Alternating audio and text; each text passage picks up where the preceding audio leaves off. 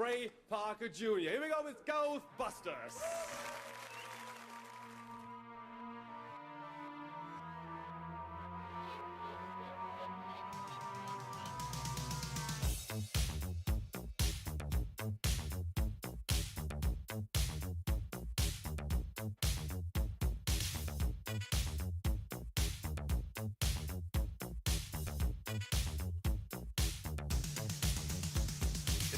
Strange, sleeping in your bed.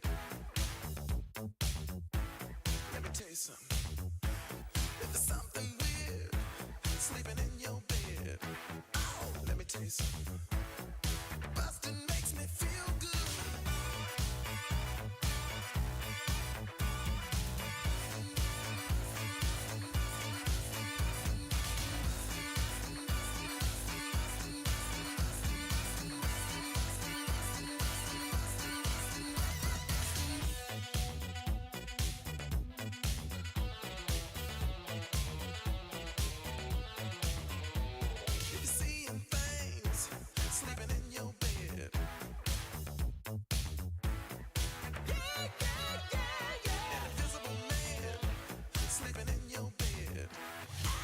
Let me tell you something.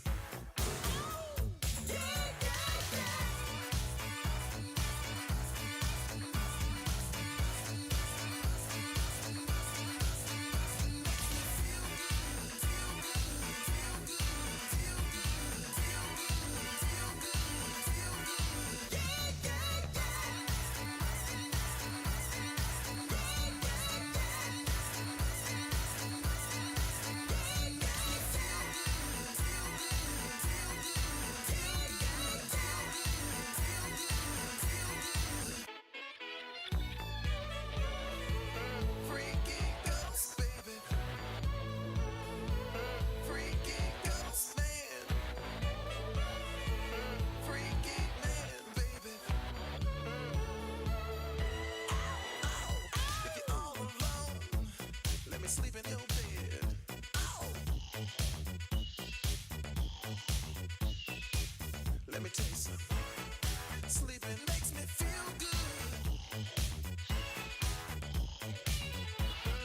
I ain't afraid of no sleep.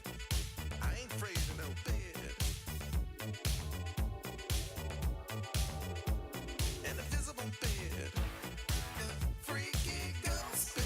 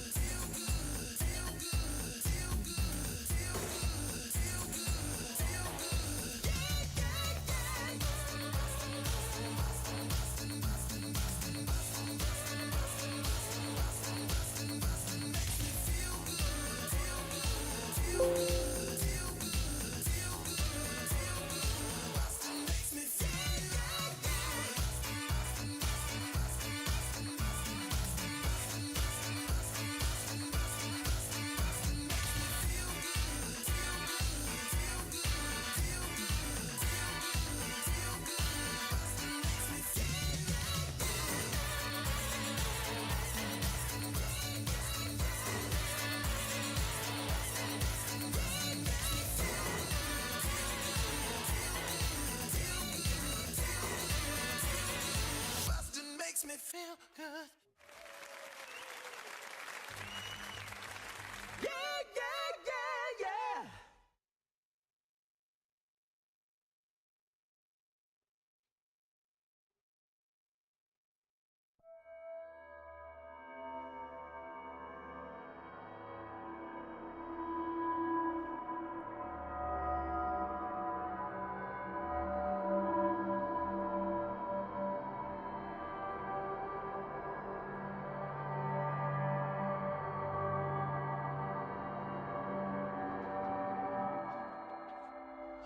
Well, hello everyone. How are you doing this fine evening?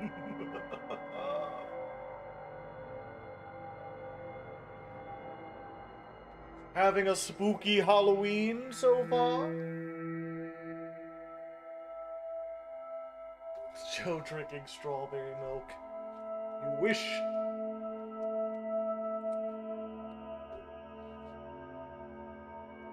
How's the music? Is it too loud? Some nice ambiance.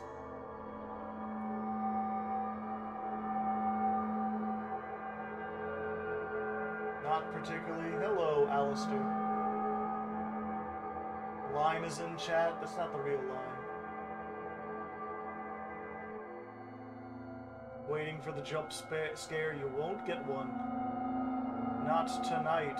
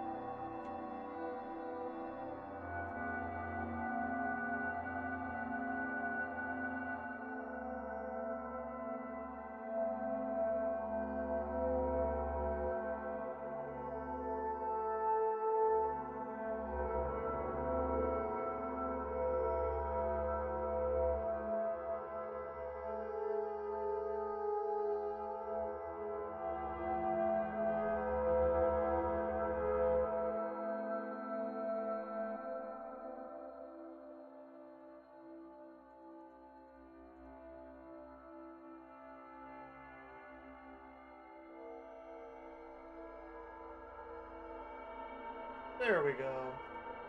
That looks pretty nice. Got ourselves a nice little thing going on here. It's a bit bright for Halloween, but I don't know how to turn it down, so you're gonna have to deal with it. Pretty sure I had a filter.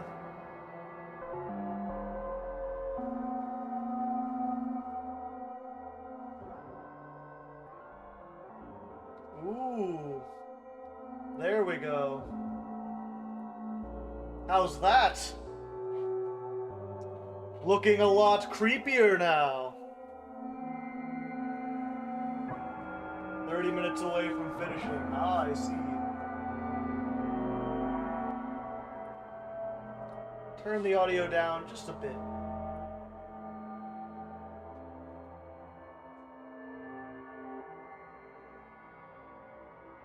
Number 15, Burger King foot lettuce. The last thing you'd want in your Burger King burger is someone's foot fungus, but that just might be what you get.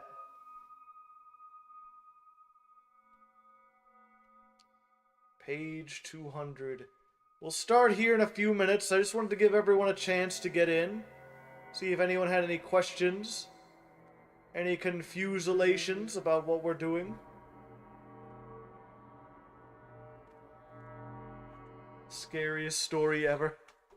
Not necessarily ever, but it's certainly a scary one. If you missed, me and MBT did a podcast where we talked about a whole bunch of stories from a collection of Cthulhu mythos things. And this was the scariest, I thought.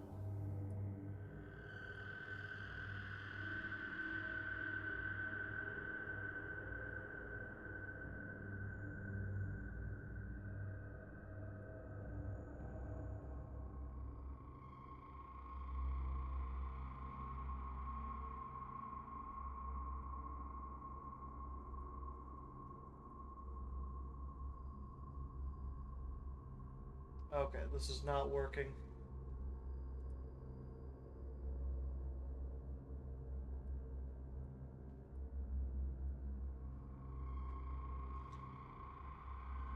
Doom guy, but he isn't angry. The scariest story is college debt.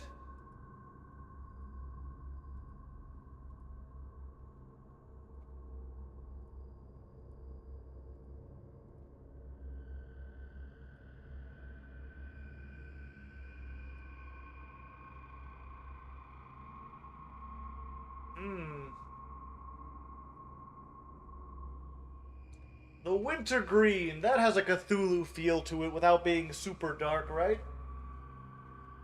Hardleg. But how? His leg isn't hard! Ooh! The scariest thing.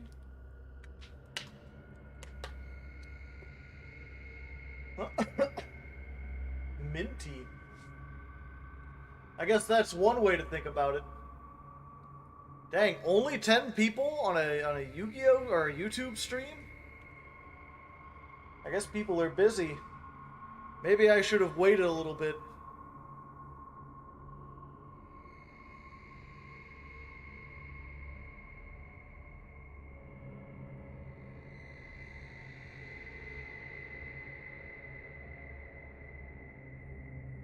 Oh, whoops. I shouldn't have done that. When the horror is cosmic. Oh wow, we doubled our people. Okay, we're up to like 1,700. It's 3 a.m. for me, and oh yeah, I guess I am looking mostly at the American.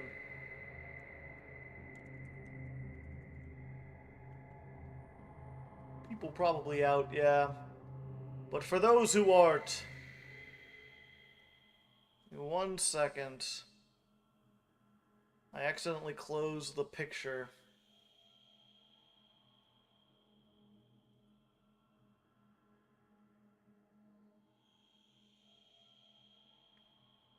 Oh, actually, I found an even better one.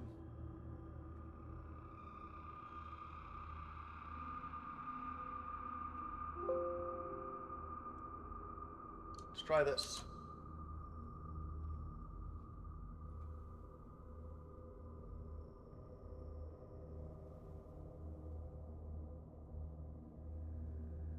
This one looks a little bit more overrun, a little more fungal. Wouldn't you say?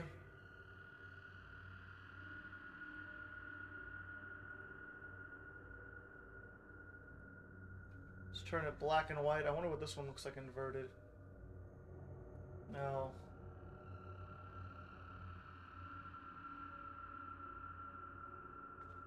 There we go. I just finished trick-or-treating. You still go out trick-or-treating? I've been waiting around. It's like 10 o'clock at night here, and no one's come knocking yet, so I feel like no one's going to come knocking. Is that what we call Squid Game addicts?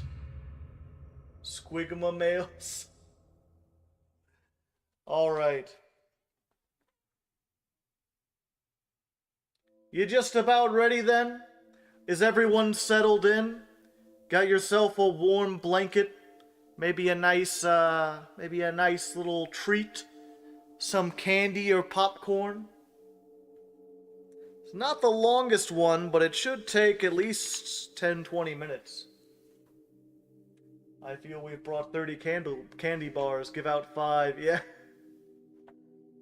I bought 2 bags of candy. I mostly eat them. I only have tricks. Well, you know tricks are for kids.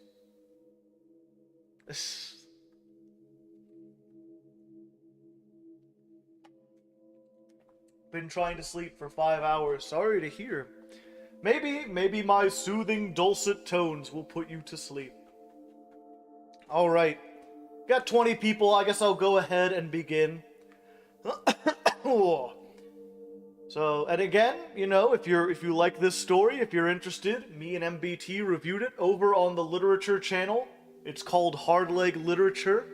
Maybe check it out, give it a look-see. See some Lovecraftian stuff. Gather around the campfire, everyone. It's time for October Spooky Stories.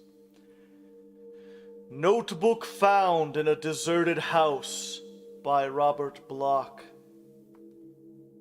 First off, I want to write that I never did anything wrong. Not to nobody. They got no call to shut me up in here, whoever they are. They got no reason to do that, to do what I'm afraid they're going to do either. I think they're coming pretty soon, because they've been gone outside a long time. Digging, I guess, in that old well. Looking for a gate, I heard. Not a regular gate, of course, but something else. Got a notion what they mean, and I'm scared. I can't look out the windows, but of course they are boarded up so I can't see. But I turned on the lamp and I found this here notebook, so I want to put it all down. Then if I get a chance, maybe I can send it away to somebody who can help me. Or maybe someone will find it. Anyway, it's better to write it out here best as I can instead of just sitting here and waiting for them to come and get me. I better start by telling you my name, which is Willie Osborne, and that I'm 12 years old last July. I don't know where I was born. First thing I can remember is living out Roodsford way, out in what folks call the back hill country. It's real lonesome out there, with deep woods all around and lots of mountains and hills that nobody ever climbs. Grandma used to tell me about what it was. Grandma used to tell me about it when I was just a little shaver. That's who I lived with, just Grandma on account of my real folks being dead. Grandma was the one who taught me how to read and write. I never been to regular school. Grandma knew all sorts of things about the hills and the woods, and she told me some mighty queer stories. That's what I thought they was anyway, when I was little and living all alone with her. Just stories, like the ones in books. Like stories about them ones hiding in the swamp. That was here before the settlers and the Indians both, and how there were circles in the swamps and big stones called altars where them ones used to make sacrifices to get what they worshipped. Grandma got some of them stories from her grandma, she said, about how them ones out hid in the woods and swamps because they couldn't stand sunshine, and how the Indians kept out of their way. She said sometimes the Indians would leave some of their young people tied to trees in the forest as a sacrifice to keep them content and peaceful. Indians knew all about them, and they tried to keep white folk from noticing too much or settling too close to the hills. Them ones didn't cause much trouble, but they might if they was crowded. So the Indians give excuses for not settling, saying there weren't enough hunting and no trails, and it was too far off from the coast. Grandma told me that was why not many places was settled even today. Nothing but a few farmhouses here and there. She told me them ones was still alive, and sometimes on certain nights in the spring and fall, you could see lights and hear noises far off on the tops of the hills. Grandma said I and Aunt Lucy and Uncle Fred, who lived out right here in the smack the middle of the hills. Grandma said I had an Aunt Lucy and Uncle Fred, who lived out there right smack in the middle of the hills. Said my pa used to visit them before he got married, and once he heard them beating on a tree drum one night around Halloween time. That was before he met my ma and they got married, and she died when I come and he went away. I heard all kinds of stories about witches and devils and batmen that sucked your blood and haunts, about Salem and Arkham, because I've never been to a city and I wanted to tell how they were. About a place called Innsmouth, with old rotten houses, where people hid awful things away in the cellars and the attics. She told me about the way graves was dug deep under Arkham, made it sound like the whole country was full of haunts. She used to scare me, telling about how some of these things looked and all, but she would never tell me how them ones looked, no matter how much I asked. Said she didn't want me to have any truck with such things. Bad enough she and her kin knew as much as they did. Almost too much for decent God-fearing people. It was lucky for me I didn't have to bother with such ideas, like my own ancestor on my father's side, Methodiel Osborne, who got hanged for a witch back in the Salem days.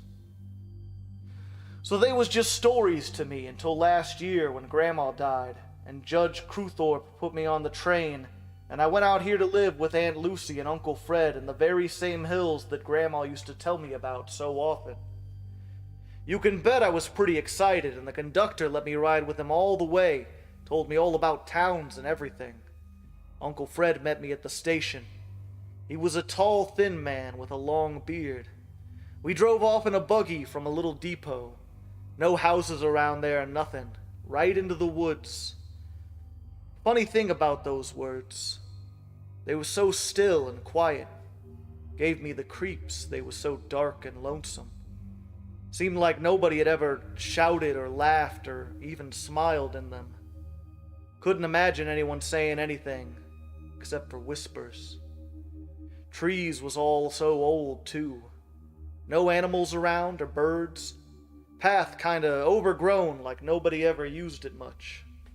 Uncle Fred drove along right fast. He didn't hardly talk to me at all, but just made some old horse hump along. Pretty soon we struck into some hills. They was awfully high ones. There was woods on them too, and sometimes a brook come running down.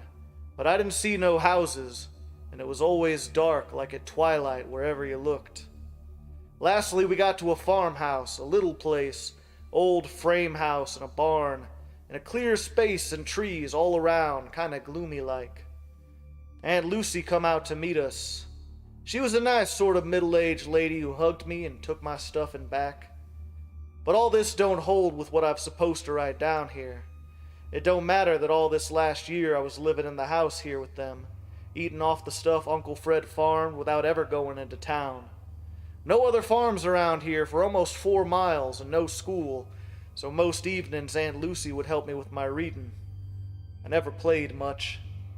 At first I was scared of going out into the woods on account of what Grandma had told me. Besides, I could tell as Aunt Lucy and Uncle Fred was scared of something from the way they locked the doors at night and never went out into the woods after dark, even in the summertime. But after a while I got used to the idea of living in the woods, and they didn't seem so scary. I did chores for Uncle Fred, of course, but sometimes in afternoons when he was busy I'd go off by myself, particular by the time it was fall. And that's how I heard one of them things. It was early October. I was in the glen right by the big boulder. Then the noise started, and I got behind that rock real fast. You see, like I said, there isn't any animals in the woods, nor people, except perhaps old Cap Pitchett, the mailman, who only comes through on Thursday afternoons. So when I heard a sound that wasn't Uncle Fred or Aunt Lucy calling to me, I knew I better hide. About that sound, it was far off at first, kind of a dropping noise. Sounded like the blood falling in little spurts on the bottom of a bucket when Uncle Fred hung up a butchered hog. I looked around, but I couldn't make out nothing, and I couldn't figure out the direction the noise was from either. The noise sorta stopped for a minute, and then there was only twilight and trees, still as death. And then the noise started again, nearer and louder. Sounded like a lot of people running or walking all at once, moving this way. Twigs bursting under feet and scrabbling in the bushes, all mixed up in the noise. I scrunched down behind that boulder and kept real quiet. I can tell that whatever makes the noise, it's real close now, right in the glen. I want to look up, but doesn't because the sound is so loud and mean. And there's this awful smell like something that was dead and buried being uncovered again in the sun.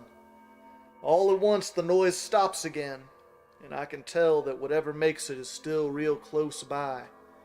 For a minute the woods are creepy still, and then comes that sound. It's a voice, but it's not a voice. That is, it doesn't sound like a voice, but more like a buzzing or a croaking, deep and droning. But it has to be a voice because it was saying words. Not words I could understand, but words.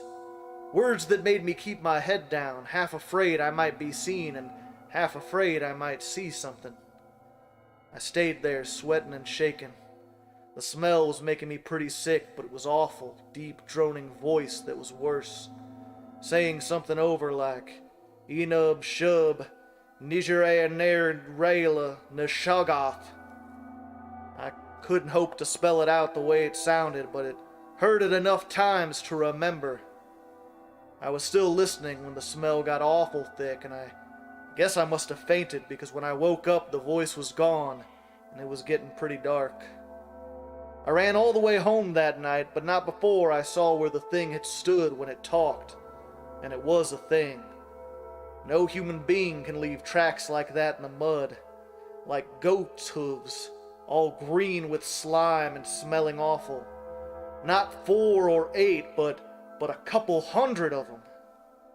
I didn't tell Aunt Lucy or Uncle Fred, but that night when I went to bed, I had terrible dreams. I thought I was back in the glen, only this time I could see the thing. It was real tall and all inky black, without any particular shape except a lot of black ropes with ends like hooves on it. I mean, it had a shape, but it kept changing, all bulgy and squirming into different sizes. There was a lot of mouths, too, all over the thing, like puckered up leaves on a branch. That's as close as I can come. The mouths was like leaves, and the whole thing was like a tree in the wind. A black tree with lots of branches trailing along the ground, and a whole lot of roots ending in hooves, and the green slime dribbling out of the mouths and down over the legs like sap. The next day, I remembered to look in the book Aunt Lucy had downstairs. It was called Mythology. The book told about some people who lived over in England and France in the old days and was called Druids. They worshipped trees and thought they was alive.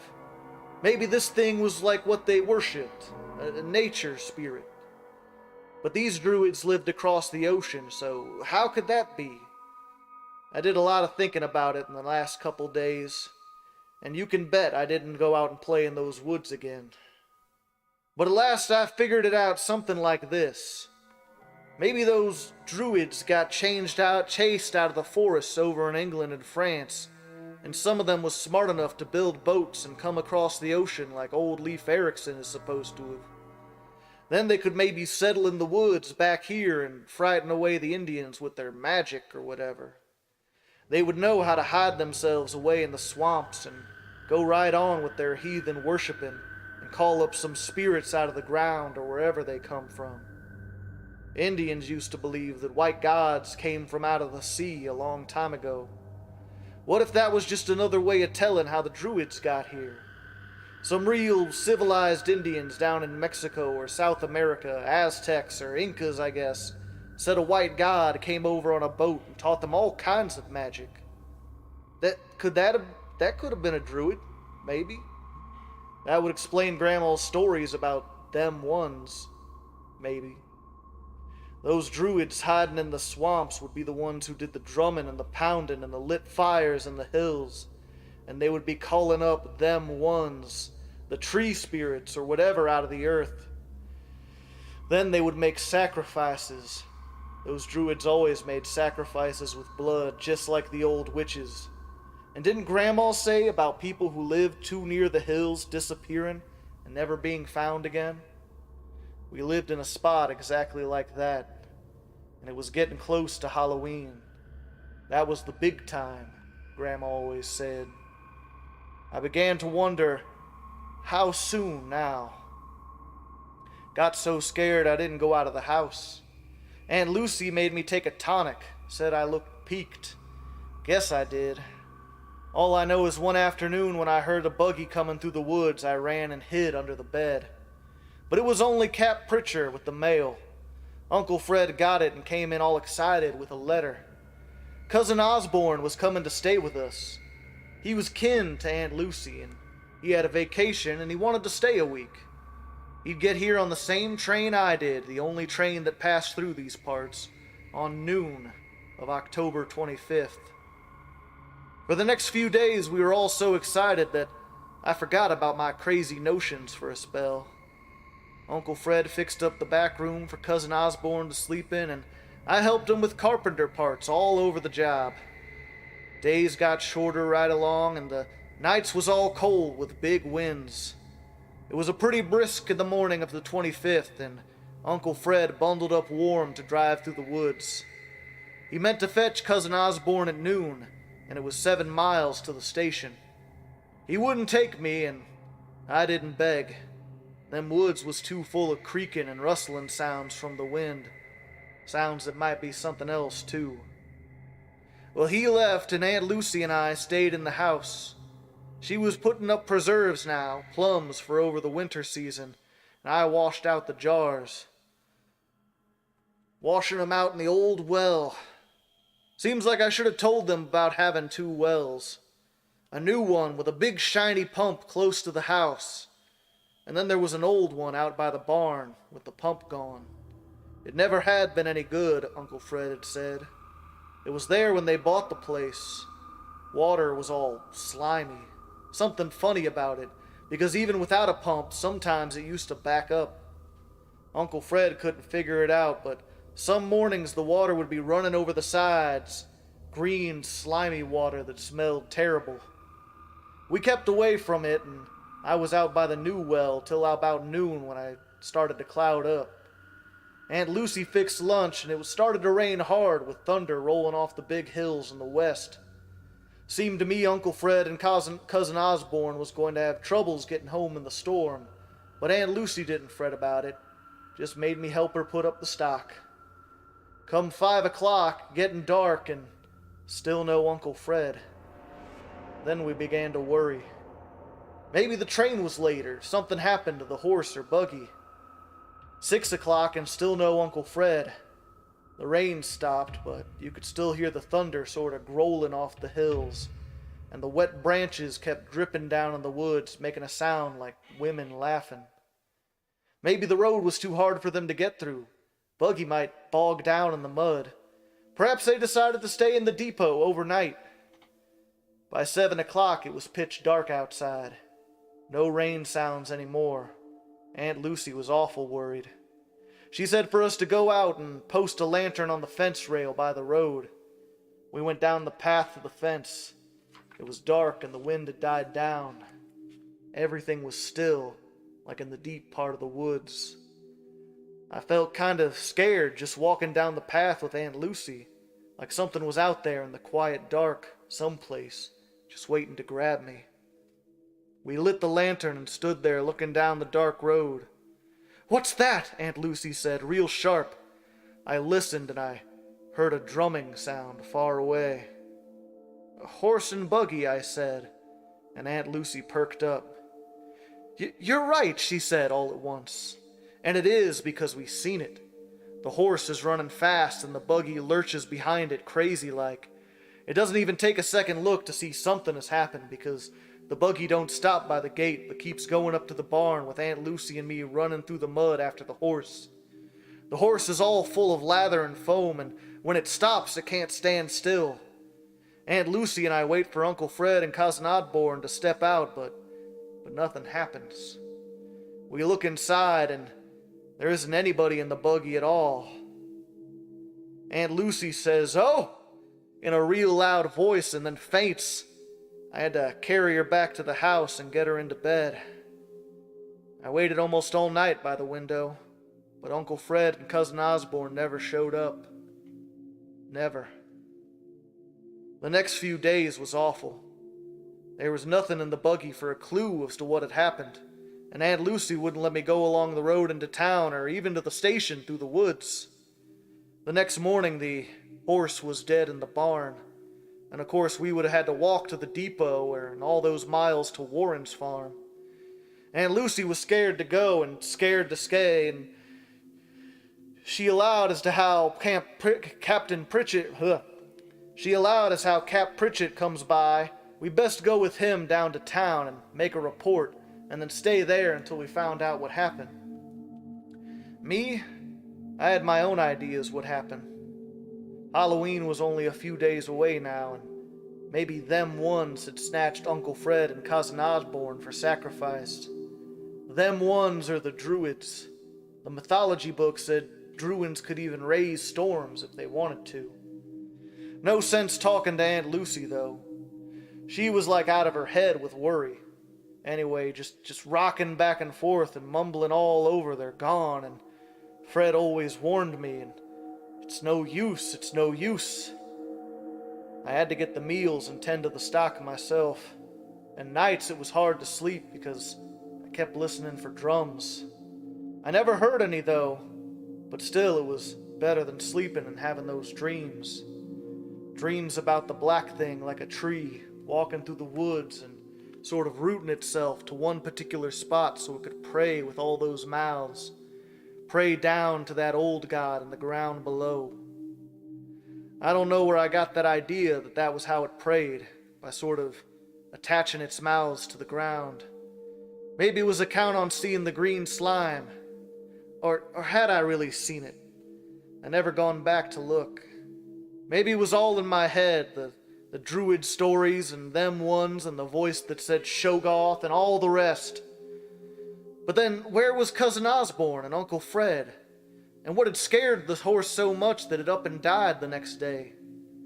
Thoughts kept going round and round in my head, chasing each other, but all I knew is we'd be out of here by Halloween night.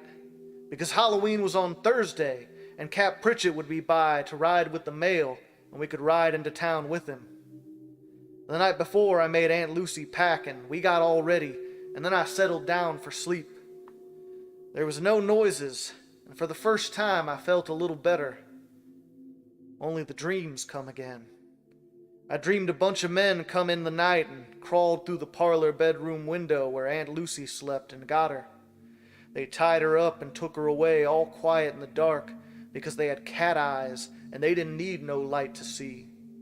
The dream scared me, so I woke up while it was still breaking into dawn. I went down the hall to Aunt Lucy right away, but she was gone. The window was wide open like in my dream, and some of the blankets were torn. Ground was hard outside and the window, and I didn't see any footprints or anything, but she was gone. I guess I cried then. It's hard to remember what I did next. Didn't want breakfast. Went out hollering Aunt Lucy and not really expecting any answer. I walked to the barn and the door was open and all the cows was gone. Saw one or two prints going out of the yard and up the road, but I don't think it was safe to follow them. Sometime later I went out to the well and then I cried again because the water was all slimy green in the new one, just like the old. When I saw it, I knew I was right. Them ones must have come in the night, and they weren't even trying to hide their doings anymore, like they was sure of things. Tonight was Halloween. I had to get out of here. If them ones was watching and waiting, I couldn't depend on Cap Pritchett showing up this afternoon. I'd have to chance it down the road, and I'd better start walking now in the morning while there was still light enough to make town. So I rummaged around and found a little money in Uncle Fred's drawer in the bureau and Cousin Osborne's letter with the address in Kingsport he wrote down. That's where I'd have had to go after I told folks in town what happens. I'd have some kin there. I wondered if they believed me in town when I told them about the way Uncle Fred had disappeared and Aunt Lucy, and told about them stealing the cattle for a sacrifice, and about the green slime in the well. And something had stopped to drink. I wondered if they would know about the drums and the lights out in the hills tonight, and if they was going to get up a party and come back this evening to try to catch them ones, and what they meant to call up rumbling out of the earth. I wonder if they knew what a Shoggoth was. Well, whatever they did or not, I couldn't stay and find out for myself. So I packed up my satchel and I got ready to leave. Must have been around noon and everything was still. I went to the door and stepped outside, not bothering to lock it behind me. Why would I, with no one around for miles? Then I heard a noise down the road. Footsteps. Someone walking around the road, just around the bend. I stood there for a moment, waiting to see, waiting to run. Then he come along. "Hello, Willie," he said. I didn't say nothing. I was so confused. "Don't you know me?" he said. "I'm Cousin Osborne, your Cousin Frank."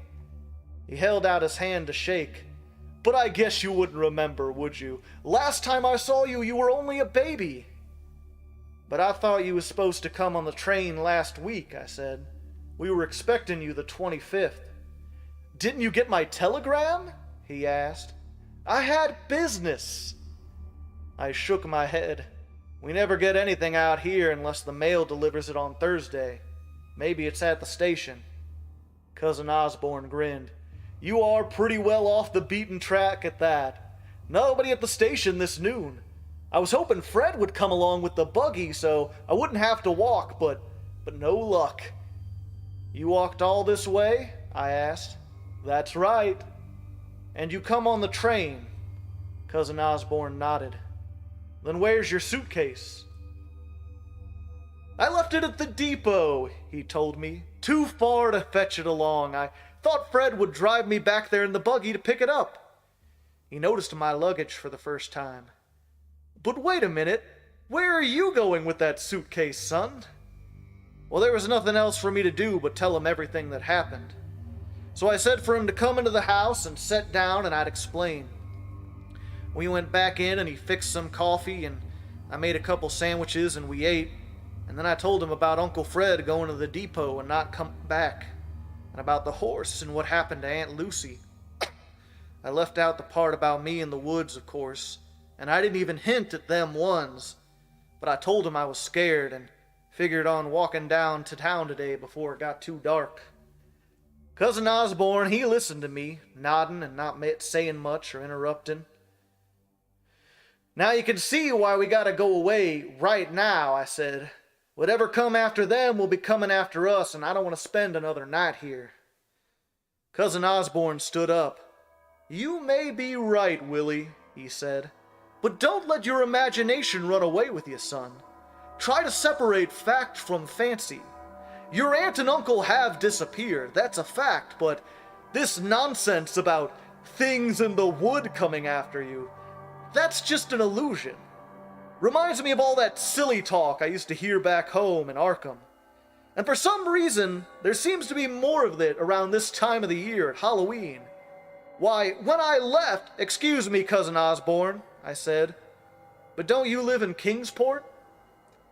Why, to be sure, he told me. But I did live in Arkham once, and I knew the people around there.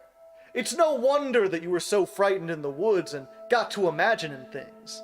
As it is, I admire your bravery. For a 12-year-old, you've acted very sensibly. Then let's start walking, I said. It's almost 2. We better get moving if we want to make it to town before sundown. Well, not just yet, son, Cousin Osborne said. I wouldn't feel right about leaving without at least looking around and seeing what we can discover about this mystery. After all, you must understand, we can't just march into town and tell the sheriff some wild nonsense about strange creatures in the wood making off with your aunt and uncle. Sensible folks just won't believe such things. They might think I was lying. They might laugh at me. Why, they might even think that you've done something to your aunt and uncle. You might have something to do with them leaving. Please, I said. We got to go right now. But he just shook his head. I didn't say any more. I might have told him a lot about what I dreamed and heard and saw and knew, but I figured it was no use. Besides, there's something I didn't want to say to him now that I had talked to him. I was feeling scared again. First he said he was from Arkham, and then when I asked him, he said he was from Kingsport, but it sounded like a lie to me. Then he said something about me being scared in the woods, and how would he know that? I never told him about going out in the woods. If you want to know what I thought maybe he wasn't really Cousin Osborne at all. And if he wasn't, then who was he? I stood up and walked back into the hall. Hey, where you going, son? He asked. Outside. I'll come with you. Sure enough, he was watching me. He wasn't going to let me out of his sight. He came over and took my arm, real friendly, but I couldn't break loose. No, he hung on to me. He knew I meant to run for it. What could I do, all alone in the house in the woods with this man with night coming on, Halloween night, and them ones out there waiting? We went outside and I noticed it was getting darker already, even in the afternoon. Clouds had covered up the sun, and The wind was moving the trees, so they stretched out their branches like they was trying to hold me back. They made a rustling noise, just as if they were whispering things about me. And he sort of looked up at them and listened. Maybe he understood what they were saying. Maybe they were giving him orders. Then I almost laughed because he was listening to something. Then I heard it too. It was a drumming sound on the road. "Cap Pritchett," I said. "He's the mailman. Now we can ride into town with him on the buggy." "Let me talk to him," he says, "about your aunt and uncle. No sense alarming him. And we don't want any scandal, do we? You just run along inside." "But Cousin Osborne," I said, "we gotta tell the truth." "Of course, son, but this is a matter for adults. Now, just run along. I'll call you." He was real polite about it and even smiled, but all the same, he kind of dragged me up to the porch and into the house and slammed the door. I stood there in the dark hall and I could hear Cap Pritchett slow down and call out to him, and him going up to the buggy and talking, and then I heard a lot of mumbling real low. I peeked out through a crack in the door and saw him. Cap Pritchett was talking to him friendly all right, and nothing was wrong, except that in a minute or so, Cap Pritchett waved and then grabbed the reins and started off again. Then I knew I'd have to do it, no matter what happened. I opened the door and ran out, suitcase and all, down the path and up the road after the buggy. Cousin Osborne, he tried to grab me when I went by, but I ducked him and yelled, "Wait for me, Cap, I'm coming! Take me to town!" Cap slowed down and stared back, real puzzled like. "Willie?" he says. "Why, I thought you were gone. He said you went away with Fred and Lucy." "Pay no attention," I said. "He didn't want me to go. Take me to town. I'll tell you what really happened. Please, Cap, you gotta take me." "Sure, I'll take you, Willie. Hop right up here." And I hopped. Cousin Osborne come right up to the buggy. "Here now," he said real sharp. "You can't leave like this. I forbid it. You're in my custody." "Don't listen to him," I yelled. "Please, Cap, take me." "Very well," said Cousin Osborne. "If you insist on being unreasonable, we'll all go. I cannot permit you to leave alone, though." He smiled at Cap. "You see, the boy is unstrung," he said, "and I trust you will not be disturbed by his imaginings. Living out here like this, well, you understand, he's not quite himself. I'll explain everything on the way to town." He sort of shrugged at Cap and made a sign of tapping his head. Then he smiled again and made to climb up next to us on the buggy seat. But Cap didn't smile back. "No, you don't," he said. "This boy Willie's a good boy. I know him, and I don't know you. Looks as if you've done enough explaining already, mister, when you said Willie had gone away." But I merely wanted to avoid talk, you see. I've been called in to doctor the boy. He's mentally unstable." "Stables be damned!" Cap spit out some tobacco juice right on Cousin Osborne's feet. "We're going." Cousin Osborne stopped smiling. "Then I insist you take me with you," he said, and he tried to climb into the buggy. Cap reached into his jacket, and when he pulled his hand out again, he had a big pistol in it. "Get down!" he yelled. "Mister, you're talking to United States Mail, and you don't tell the government nothing, understand? Now get down before I mess your brains all over this road." Cousin Osborne scowled, but he got away from the buggy real fast. He looked at me and shrugged. "You're making a big mistake, Willie," he said. I didn't even look at him. Cap said, "Gee up!" and he went down the road. The buggy wheels turned faster and faster, and pretty soon the farmhouse was right out of sight, and Cap put his pistol away, patted me on the shoulder. "Stop that trembling now, Willie," he said. "You're safe now, nothing to worry about. Be in town in a little over an hour or so. Now you just sit back and tell old Cap all about it."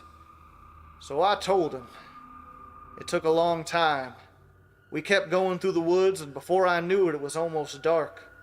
The sun sneaked down and hid behind the hills. The dark began to creep out of the woods on each side of the road, and the trees started to rustle, whispering to the big shadows that were following us. The horse was clipping and clopping along, and pretty soon there were other noises from farther away. Might have been thunder in it. It might have been something else.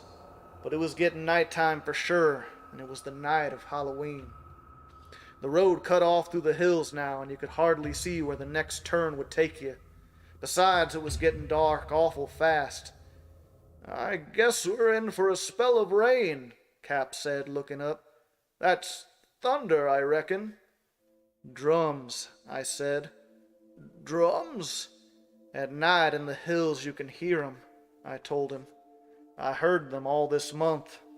It's them ones getting ready for the Sabbath." The Sabbath?" Cap looked at me. Where did you hear tell about the Sabbath?" Then I told him some more about what had happened. I told him all the rest. He didn't say anything, and before long he couldn't have answered me anyway, because the thunder was all around us, and the rain was lashing down on the buggy, on the road, everywhere. It was pitch black outside now, and the only time you could see was when the lightning flashed. I had to yell to make him hear me, yell about the things that caught Uncle Fred and come for Aunt Lucy, the things that took our cattle and sent Cousin Osborne back to fetch me. I hollered out what I heard in the woods, too. In the lightning flashes, I could see Cap's face. He wasn't smiling or scowling. He just looked like he believed me. And I noticed that he had his pistol out again, and he was holding the reins with one hand, even though he was racing along. The horse was so scared he didn't even need to whip him to keep him running. The old buggy was lurching and bouncing, and the rain was whistling down in the winds, and it was like an awful dream, but real. It was real when I hollered out to Cap Pritchett about the time in the woods. "The Shoggoth!" I yelled. What's a Shoggoth?" Cap grabbed my arm, and then the lightning come, and I could see his face with his mouth open. But he wasn't looking at me. He was looking at the road and what was ahead of us. The trees sort of come together, hanging over the next turn, and in the black it looked as if it were alive, moving and bending, twisting to block our way. Lightning flickered up again, and I could see them plain, and also something else. Something black in the road, something that wasn't a tree. Something big and black just squatting there, waiting with roping arms, squirming and reaching. "Shoggoth!" Cap yelled, but I could scarcely hear him because the thunder was roaring, and now the horse let out a scream, and I felt the buggy jerk to one side, and the horse reared up, and we was almost into the black stuff. I could smell the awful smell, and Cap pointed his pistol, and it went off with a bang that was almost as loud as the thunder, and almost as loud as the sound we made when we hit that black thing. Then everything happened at once. The thunder, the horse falling, the shot, us hitting, the buggy went over. Cap must have had the reins wrapped around his arm, because when the horse fell and the buggy turned over, he went right over the dashboard head first and down into the squirming mess that was the horse and the black thing that grabbed it. I felt myself falling in the dark and landed in the mud and gravel on the road. There was thunder and screaming, and another sound which I only heard once before when I was in the woods. That droning sound that was a voice without a voice. That's why I never looked back. That's why I didn't even think about being hurt when I landed. Just got up and started to run down the road as fast as I could. Run down the road in the storm and the dark, with the trees squirming and twisting and shaking their heads while they pointed at me with their branches and laughed. Over the thunder I heard the horse scream, and I heard Cap scream too, but I didn't look back. The lightning winked on and off, and I ran through the trees now because the road was nothing but mud that dragged me down and sucked at my legs. After a while I began to scream too, but I couldn't even hear myself for the thunder, and more than thunder, I heard the drums. All at once I busted clear of the woods and got to the hills. I ran up and the drumming got louder, and pretty soon I could see regular. Not just when there was lightning, but because there was fires burning on that hill, and the booming of the drums was coming from there. I got lost in the noise, the wind shrieking, the trees laughing, and the drums pounding, but I stopped in time. I stopped when I saw the fires plain, red and green fires burning in the rain. I saw a big white stone in the center of a cleared-off space on the top of the hill. The red and green fire was all around and behind it, so everything stood out clear against the flames. There was men around the altar, men with long gray beards and wrinkled-up faces, men throwing awful-smelling stuff onto the fires to make them blaze red and green. And they had knives in their hands, and I could hear them howling over the storm.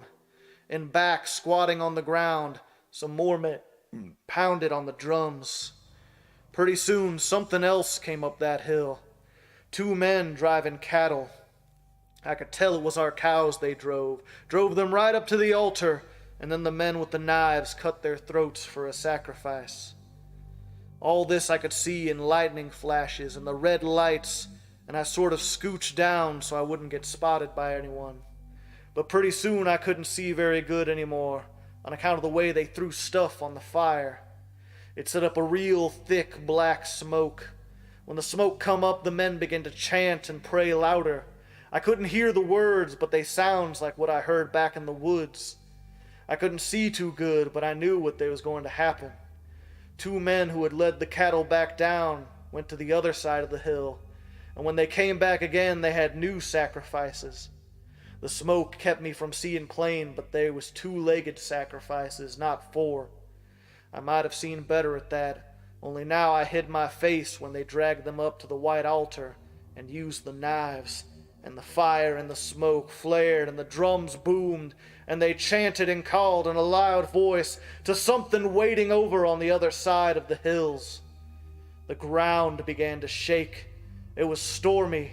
There was thunder and lightning and fire and smoke and chanting, and I was so scared half out of my wits. The one thing I swear to, the ground began to shake. It shook and shivered, and they called out to something, and in a minute something came.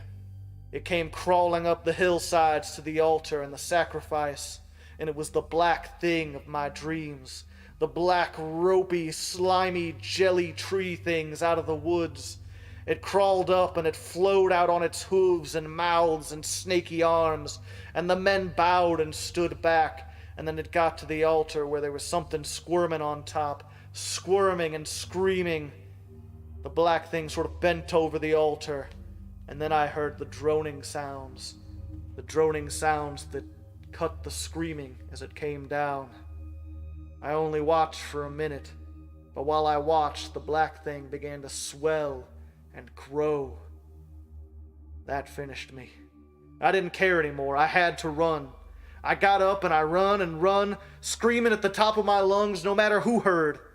I kept running and I kept screaming forever. Through the woods and the storm, away from the hill and that altar. And then all at once I knew where I was, and I was back at the farmhouse. Yes, that's what I'd done, run in a circle and come back. But I couldn't go no further. I couldn't stand the night and the storm, so I ran inside here. At first, after I locked the door, I just lay down on the floor, all tuckered out from running and crying. But in a little while, I got up and hunted me some nails and hammers, and some of Uncle Fred's boards that weren't quite split into kindling. I nailed up the door first and then boarded up all the windows, every last one of them. I guess I worked for hours, tired as I was. When it was all done, the storm died down and it got quiet. Quiet enough for me to lie down on the couch and go to sleep. Woke up a couple hours ago. It was daylight. I could see it shining through the cracks. From the way the sun come in, I knew it was afternoon already. I'd slept through the whole morning and nothing had come. I figured now maybe I could let myself out and make town on foot like I'd planned yesterday. But I figured wrong. Before I got started taking out the nails, I heard him. It was Cousin Osborne, of course. The man who said he was Cousin Osborne, I mean. He came into the yard yelling, "Willie!" But I didn't answer. Then he tried the doors and then the windows. I could hear him pounding and cussing real hard. That was bad. But then he began mumbling, and that was worse, because it meant he wasn't alone out there. I sneaked a look through the crack, but he was already went around to the back of the house, so I didn't get to see who was with him. I guess that's just as well, because if I'm right, I wouldn't want to see. Just hearing's bad enough.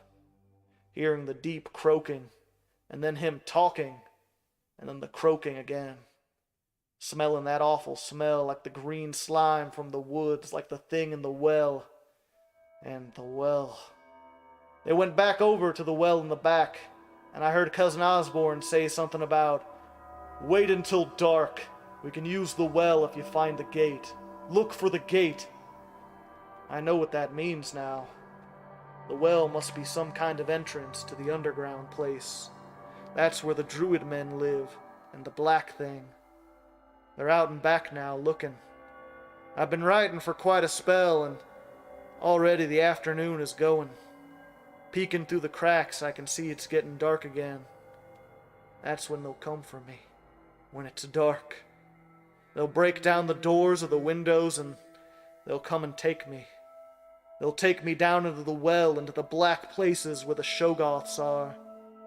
There must be a whole world down under the hills. A world where they hide and wait to come out for more sacrifices, more blood. They don't want any humans around except for the sacrifices. I saw what that black thing did on the altar. I know what's going to happen to me. Maybe they'll miss the real Cousin Osborne back home and send someone to find out what happened and what become of him. Maybe folks in town will miss Cap Pritchett and go on a search. Maybe they'll come here and find me. But if they don't come soon, it'll be too late. That's why I wrote this. It's true, cross my heart, every word of it. And if anyone finds this notebook where I hide it, come and look in the well. Look in the well out back. Remember what I told you about them ones. Block up the well and clean out the swamps. No sense looking for me if I'm not here. I wish I wasn't so scared. I'm not even scared so much for myself, but for the other folks. The ones who might come around after I've lived here and try to live here again. The same things might happen, or worse. You just gotta believe me. Go out into the woods if you don't. Go to the hill where they make the sacrifices. Maybe the stains are gone and the rain washed the footprints away.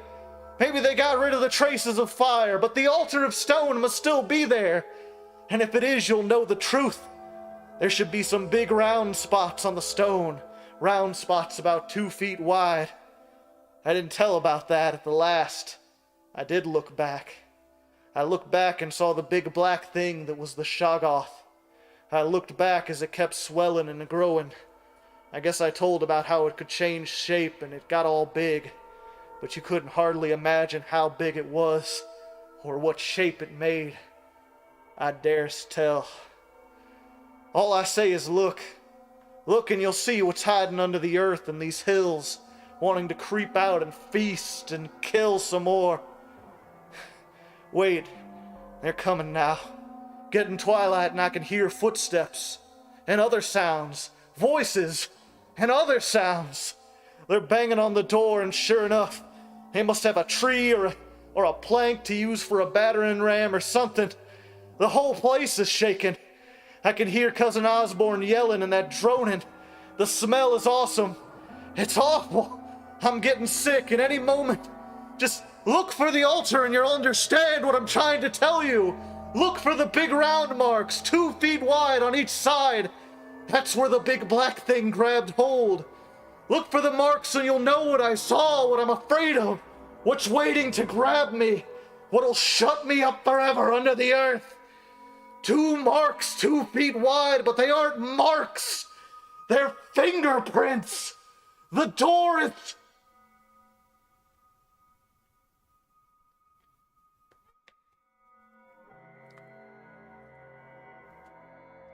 Notebook found in a deserted house. The end.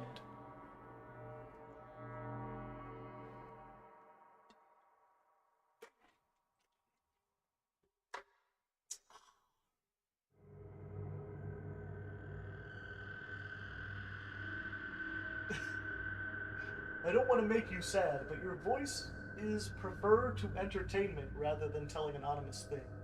You are funny, witch.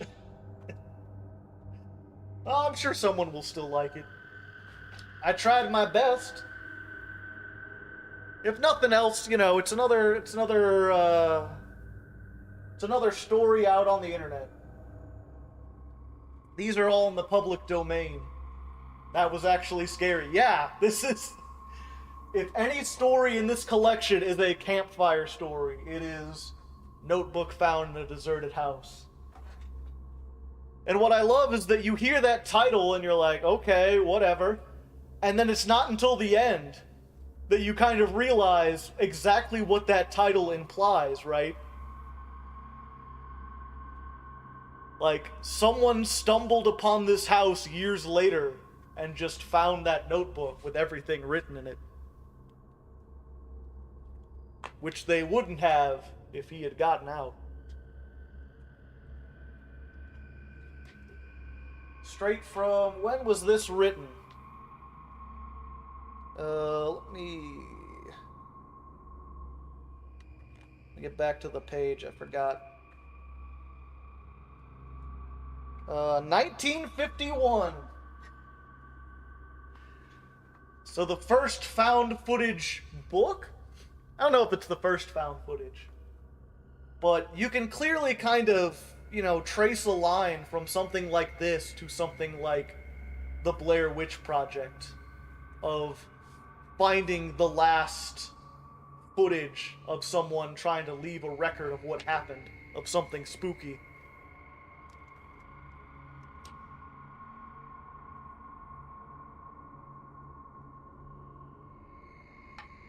The haunting music doesn't help. It's weird, I'm the reader, and I've kind of spooked myself a little bit.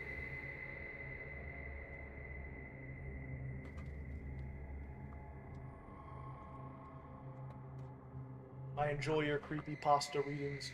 I try to put a little bit of, character and, like, emotion into it.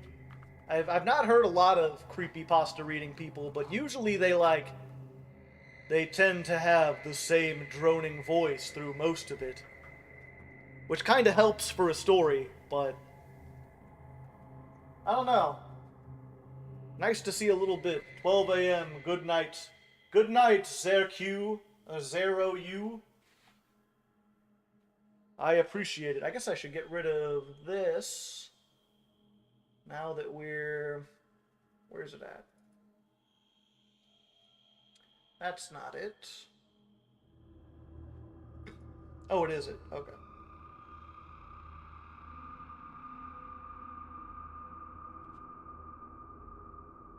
Ah. There we go.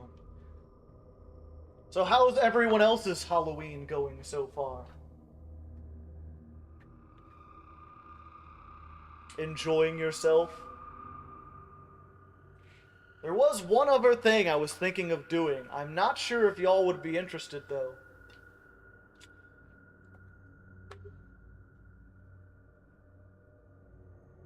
I just got here. Is there going to be another story? Possibly. So here's the thing. I'm not sure if if you're a patron, you've probably heard me talk about this before. But there are times when I'm prone to having, like, very, very vivid dreams. Like, exceptionally vivid dreams. More so than I think I've heard anyone else talk about. Like, I'll have dreams where they seem to last, like, years or months or weeks, like, long stretches of time. And the amount of, like, detail and background that I'm able to retain from them is astonishingly high. Like, I'll have this dream that takes place, like, 10 years in the future and lasts, like, 5 years. And I'll be able to tell you, like, a bunch of people I met in the dream. Like, their names and their ages and, like, a backstory about them. I'll be able to tell you about specific times we hung out and specific, like, good and bad things they did. I'll be able to tell you, like, who was elected president for those years and, like, big news stories They're these dreams where I wake up, and most of the time there's always this like profound sense of depression afterwards, because I wake up and realize that they weren't real, that like the people that I thought I knew didn't actually exist, and the world I thought I knew was just an illusion. And it always kind of creeps me out because I find myself questioning the reality for a short period of time. And then the memory fades real quick if I don't write it down. I have a notebook full of like written down dreams. But I have these exceptionally vivid dreams. I only have one every like couple years or so. And I had one a couple nights ago. One that was not just a vivid dream full of a lot of detail, but was also very frightening, very scary in a sort of Lovecraftian way. And because this was only a few days ago, I haven't had time to write it down in a proper story. But I'd be curious if you'd be interested to hear me recount everything, to tell me if you think it would make a good story. Would y'all be interested in that? Because I know some people here talking about dreams, and they're just like, no, I'm out, I don't care.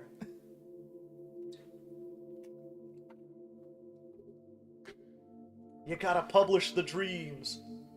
To be fair, most of these vivid dreams I have aren't scary and aren't fantastical in any way. That's what made this one kind of stand out to me. Because usually when I have these vivid dreams, I'm just like living a real life. Like they're so mundane. That's what makes them so vivid. They're mundane. They feel like they last for years. They're usually me like in the future. And I remember when I was younger when I would have them, like when I was in my teenage years when they first started, I thought that I was like predicting the future and stuff. Except there are things I've written down, like dreams I had when I was 16 about me in my 20s, that are just like, nothing about them is accurate whatsoever. They are completely and utterly wrong. They're just these incredibly detailed fabrications my mind somehow makes. But this one in particular was scary, so I thought you might be interested. It might make a good story. So, one of the things about this that is kind of weird is the setting. It's not entirely unrealistic, but it does take some setup.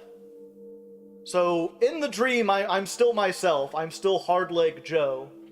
But it's, I think, what would it be? 15 years from now. I'm 53, and YouTube has long since shut down.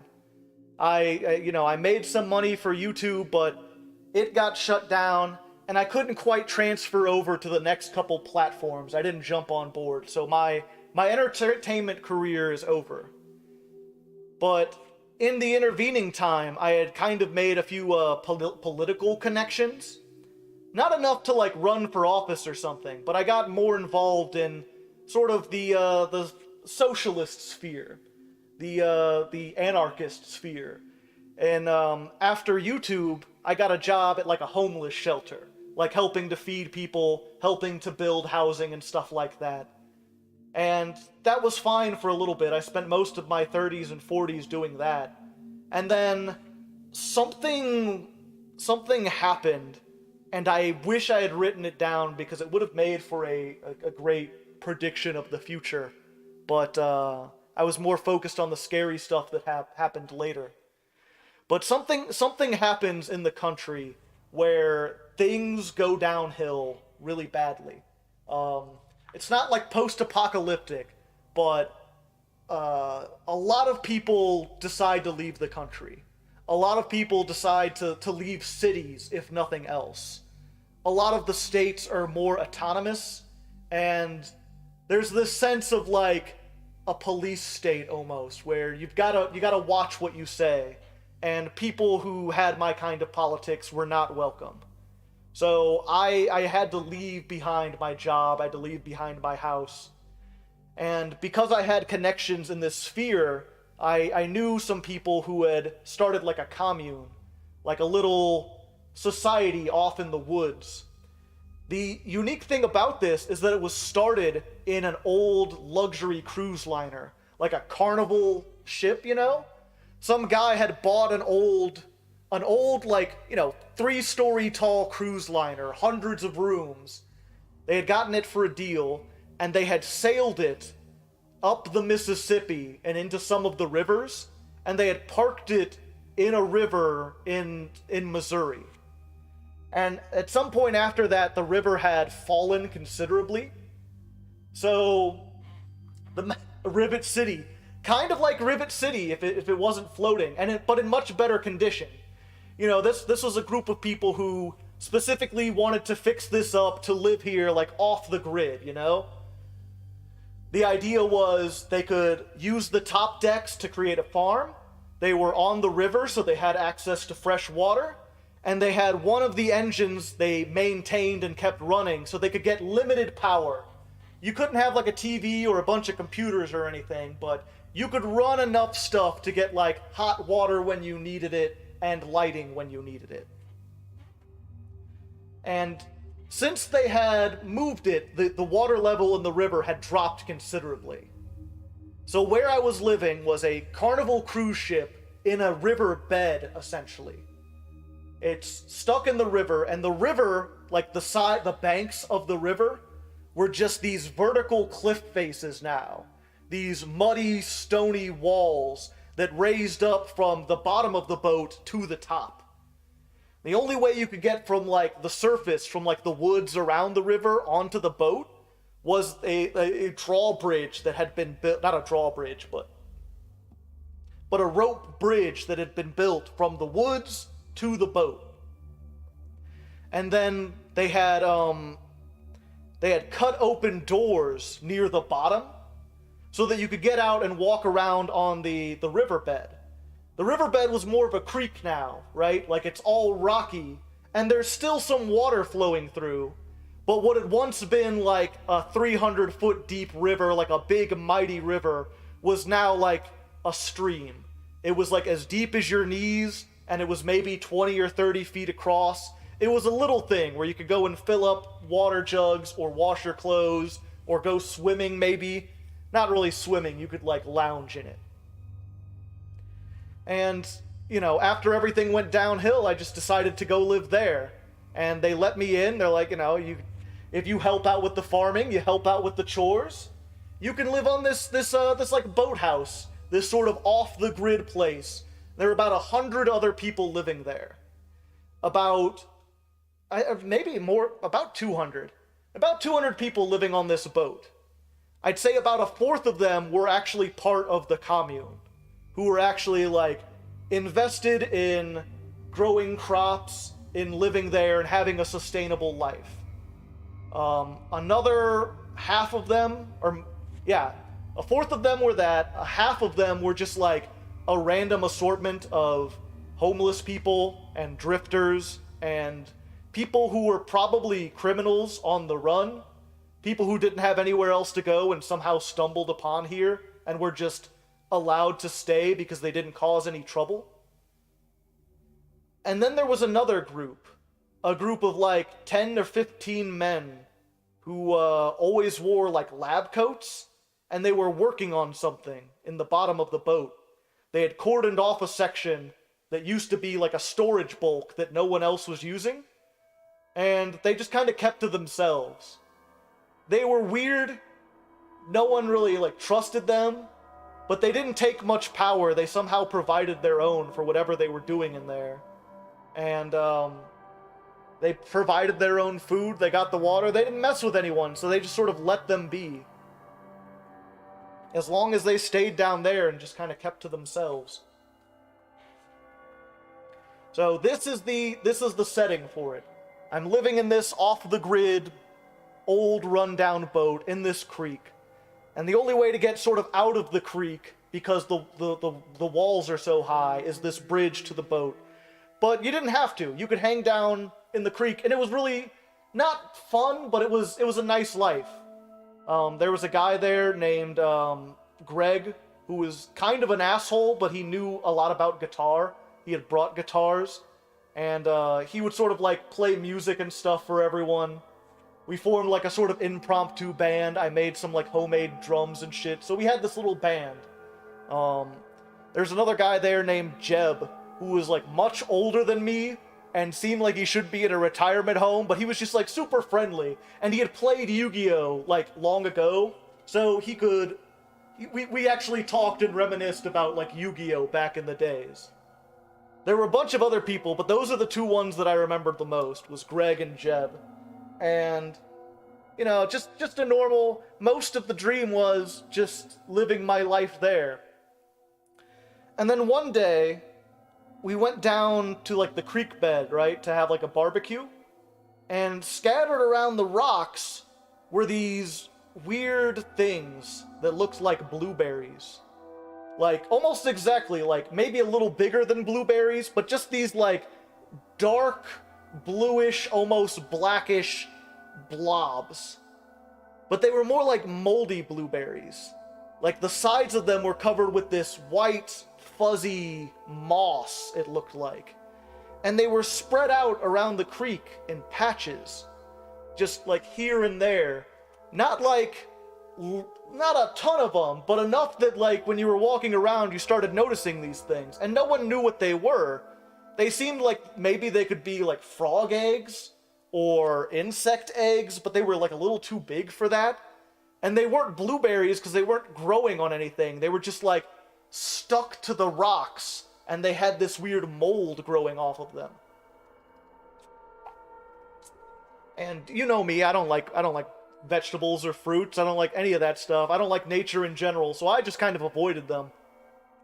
But a couple other people kind of like trying to figure out what they were, they like stepped on them and crushed them. And when they stepped on them, they squished out into more of that whitish, grayish mold. I think it's gray. It's like a gray mold. It's not like bright white. I don't know. But it's almost like these things were like filled with it, right? Like you crushed them and it squished out like yogurt or something. It was just very gross. So a lot of guys they got a broom and they sort of like swept it into the river or whatever. And we went about our day. It was kind of weird, but no one really cared. So then the next day, we go down there, and the things are back, but they've changed.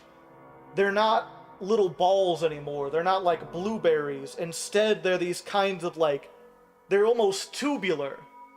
They remind me kind of like coral, only softer and squishier and kind of gross looking. If you could imagine coral made out of blueberries, I guess. Just these stretched little tubes. And the thing we notice as we get next to them, they're still over in these patches everywhere. These little patches of these tubes. And they sort of shoot the mold out of it, like a spray. Almost like a Febreze canister, just a little like tst, and this mist of gray comes out. And all around these things are just like these patches of, again, this grayish mold growing everywhere. And at this point, people are starting to get like worried about it.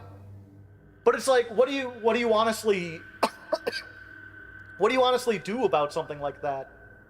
Like, obviously you don't want to get the mold on you. It's kind of gross, even if it might be poisonous or something. Who knows?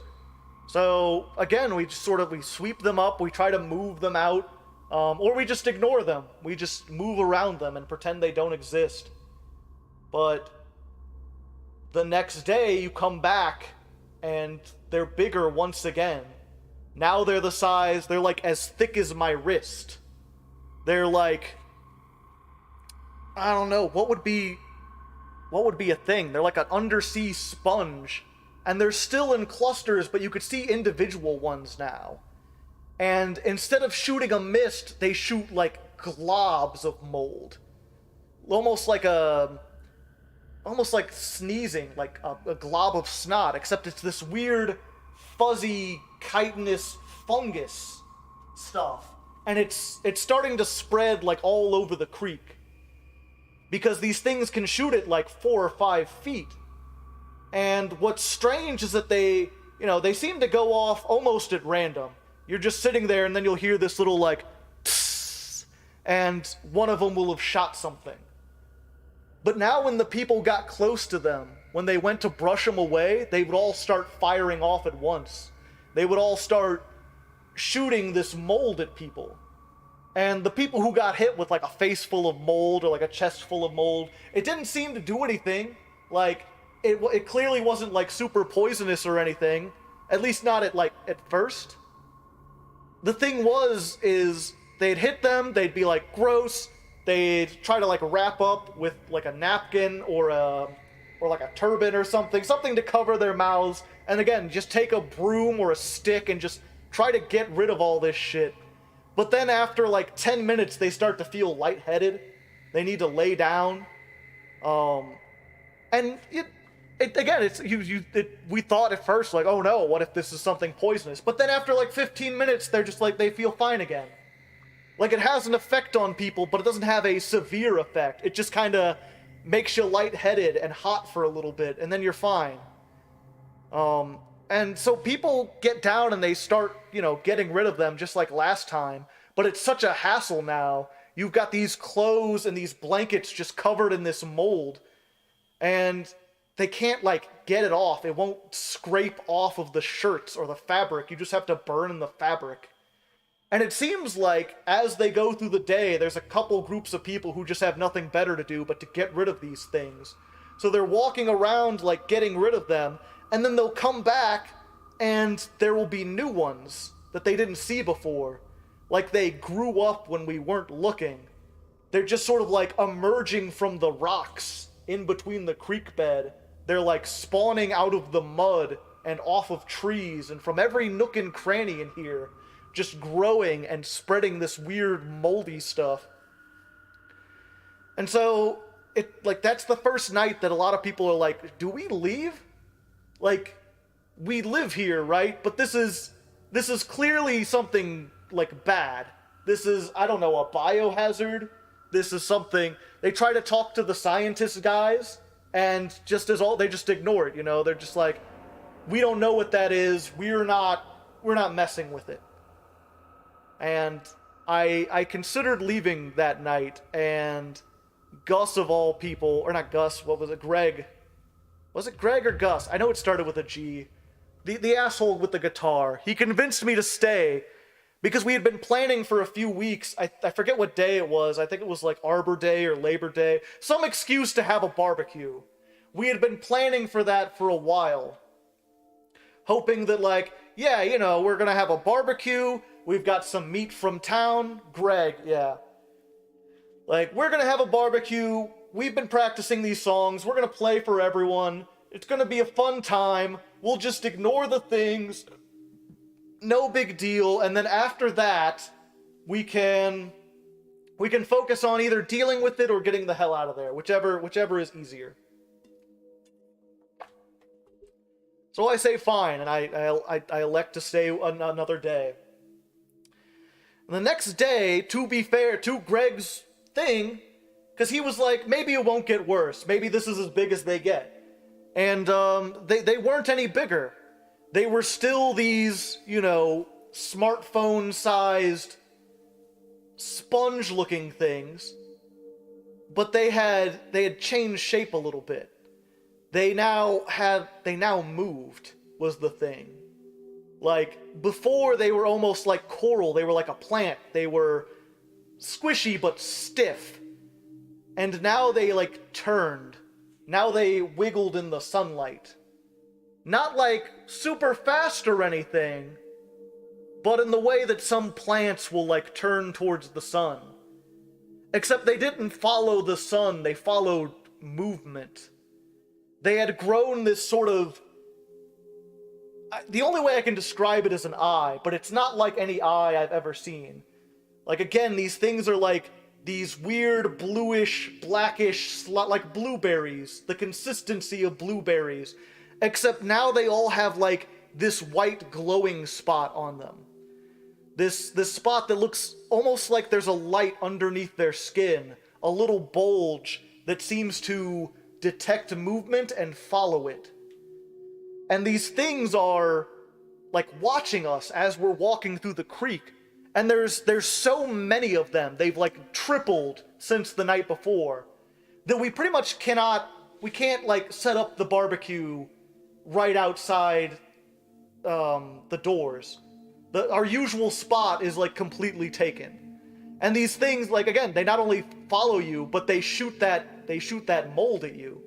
And they can shoot it now from about 5 to 10 feet away. They're getting particularly good with their aim. And we clear out the ones that are by the door, and then Greg is just like, we'll go down, we'll walk down like a couple 100 feet past the edge of the boat, and we'll set up there.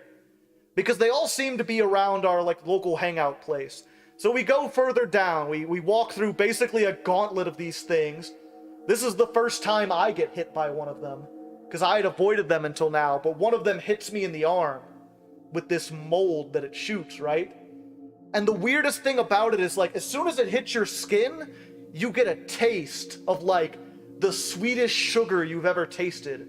Like, I just took 2 mouthfuls of sugar, and it, like, for a few seconds, it's like, ooh, this is kind of good, and then it kind of, like, burns a little bit. It kind of makes your throat a little sore. And then just like everyone else, we went there, we set up, and as we're setting up, I got hit with that, like, heat wave, like a heat flash. Why didn't you wear long sleeves? It was the summertime. It was like August. Way too hot. There's a reason we were having a barbecue. I mean, I was carrying a chair, right? And I was using that to block most of them, but one I didn't see got me from the other side. They were mostly kind of on the other side. Either way, we move past them. We get to a point where there are no more of these things. Long sleeves are good to wear all the time. Debatable. Not in Missouri, it's humid as hell, especially in a riverbed. But yeah, we move past them, we set up, we have like the guitar, the drums, there's a guy who plays bass and like a fiddle player. We're just like, we're having a good time. People are cooking up some delicious ribs and shit. And then while we're playing, Greg gets hit with like a spray of the fucking mold shit. And we look around and there's one of the things like sticking to a tree behind us. And it wasn't there when we started playing, because everything was fine when we started playing. So we go and we, like, knock that down, and we, like, squish the fuck out of it.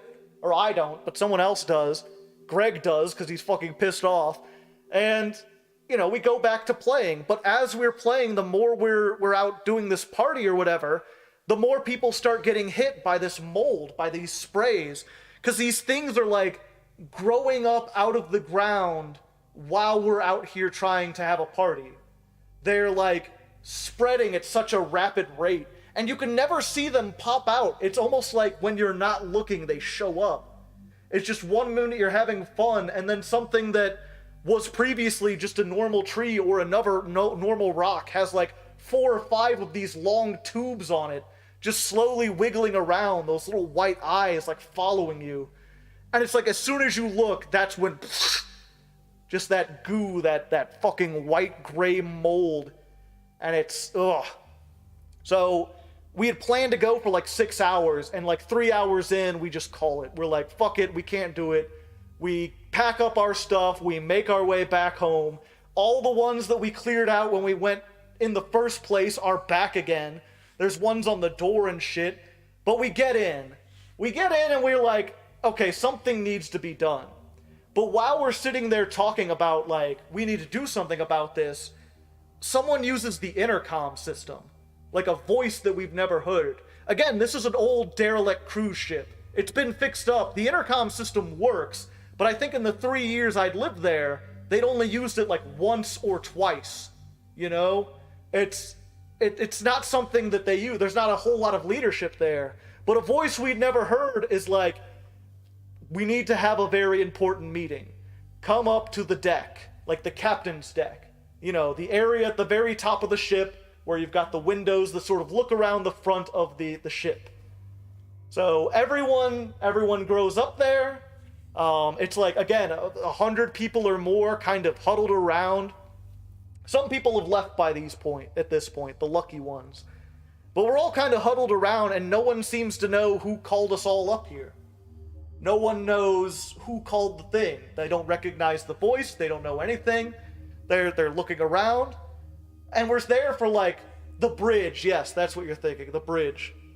We're all standing on the bridge, and suddenly we hear this sound, right? Like a big clumping sound, and then like a bunch of wood like falling to the ground from like a high distance. And so we get out of the bridge and we go to the deck and we look over, and the bridge, like the not the bridge we were in, but the bridge that takes you from the deck of the ship to the top of the riverbanks is destroyed. And on the other side of the bridge is all the scientist guys in the lab coats. Like, they've blown up the bridge. And the reason they told us to gather was, it was a distraction. It was to make sure we were all on the ship so they could get off the ship, blow up the only bridge off, and leave us trapped there. Where the only way we can get out is through the bottom, where we have to walk through the creek with all those things. And, you know, the river is not dry forever, the river isn't that deep forever. You could walk like 5 or 6 miles and eventually get to a point where you could climb up out of the woods, but they've just made leaving significantly more difficult. And they don't, I mean, they're far away, we kind of yell at them, but all we hear anyone yell back is sorry. They don't say why they're sorry, they don't say anything, just sorry. So, by this point it's like dark out. No one wants to leave in the dark. But me and Greg and Jeb and pretty much everyone else are like, when the morning comes, we're packing up, we're leaving. We're getting the hell out of here. We'll run through the gauntlet of those things down there. I mean, they can't like really hurt you. The mold is like gross and annoying, but it's not awful.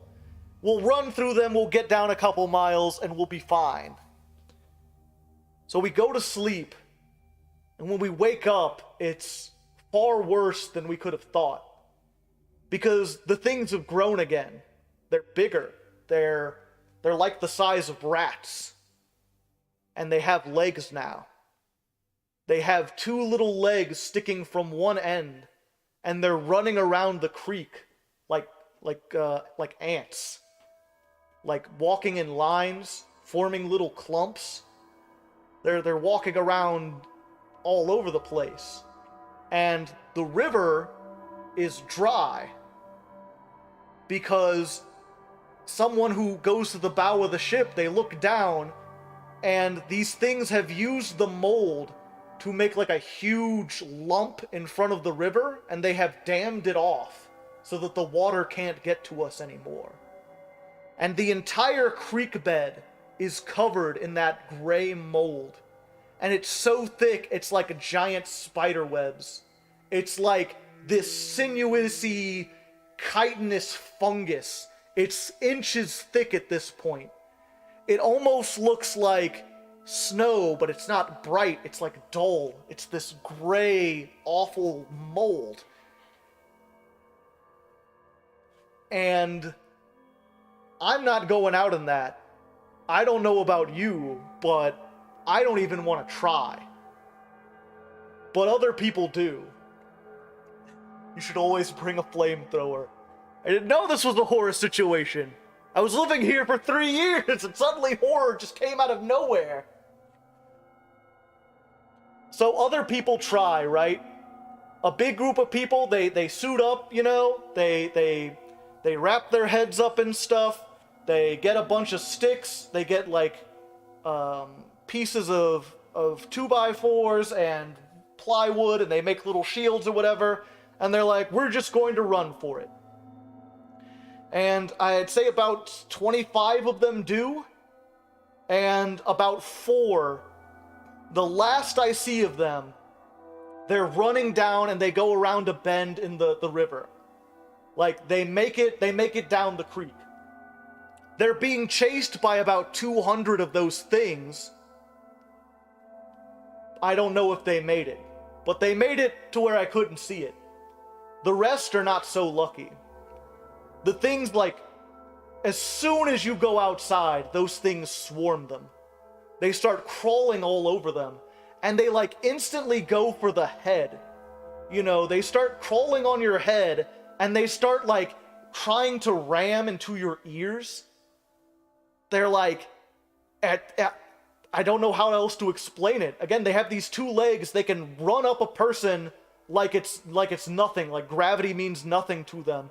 And then they get to your ears and they just try starting to like ramming their head in. And all the while they're just spreading that mold on you.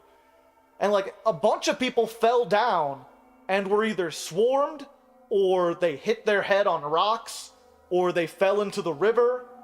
Or not the river, because the river was dry. They fell up where the river used to. They fell in the mud. And just as these hundreds of things are shooting the mold, they get like cocooned on the ground in the mold. So there's just a human-shaped lump in the white fuzz that is covering this entire creek bed. 3 or 4 people die that way. And the rest just come running back into the ship. And some people, like, they have, like, these marks by their ears where the things, like, attacked them. Where, like, seemingly touching them kind of, like, burns now. They've got these, like, red bruising marks. It's not like they were bitten. It's like they were burned. But it's so hard to describe. But needless to say, no one else wants to risk going out there. At this point, we've just got to hope that the scientists or the people who escaped can bring back help.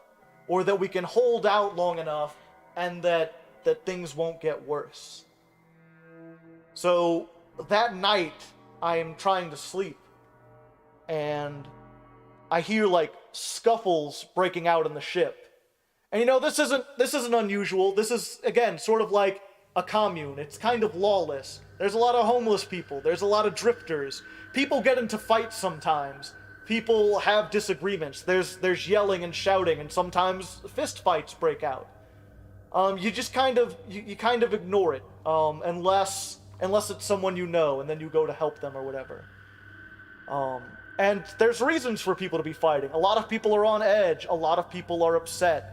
But it seems to be, it keeps going on like all night. Like, there keeps being more and more fights and scuffles that are breaking out. I'm sitting in my room in the dark because we don't have the generator on.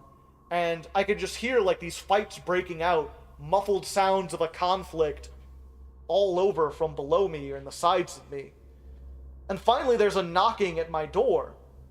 And I hear Jeb's voice, the old guy that I had talked to. And he keeps saying, what was it? He's like, Joe, come here. Joe, come here. He just keeps repeating it over and over. And I'm like, Jeb, what's wrong? And he's just like, Joe, come here, quick. Joe, come here. And I open the door, and Jeb looks like delirious. He looks drunk. He's like half passed out. Even when I open the door, his hand is still moving in the air like he's trying to knock on the door. And he's still saying, Joe, come here, come here. Come here, quick. And I'm like, Jeb, I'm right here, buddy. What's wrong? Did someone hit you? And I notice he's like bleeding down the side of his head. He's got blood coming out of his ear. So I'm like, oh shit, did you get in a fight? Did someone, like, this guy's like 60 years old. Who the fuck would fight this guy?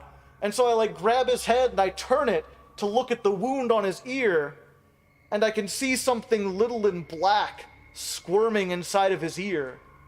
And I hear a sound like a squeaking rat. And before I can back away, a spray of the mold comes out of his ear and hits me in the face.